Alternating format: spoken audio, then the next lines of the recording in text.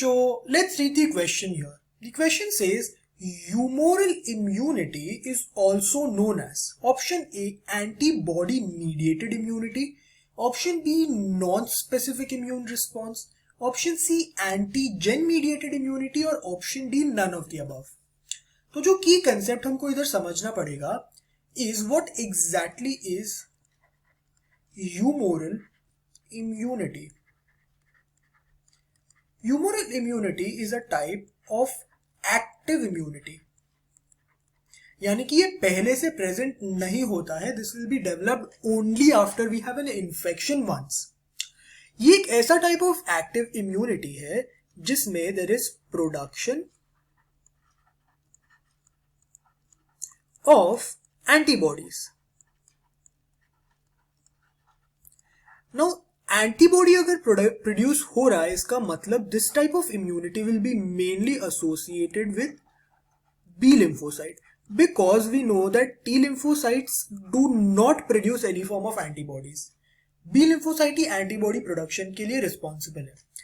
अगर हम लिटरली इसका मीनिंग देखने जाए तो ह्यूमोरल का मीनिंग होता है it is associated with fluids. हमको पता है अपने आई में भी एक्वियस ह्यूमर और विसरियल ह्यूमर होता है. So this also is basically meaning that it's associated with fluids. Fluids cube because the antibodies which will be produced will be retained in the plasma. However, antibodies जो plasma में release होंगे, these will be released only once there is an infection. So अगर हम सोचने जाए जब भी एक infection होगा तभी antibodies produce होते हैं. अगर infection नहीं है, they will not be present in plasma. So, because it's related with plasma, the plasma here acts as the fluid medium. It's called as humoral immunity.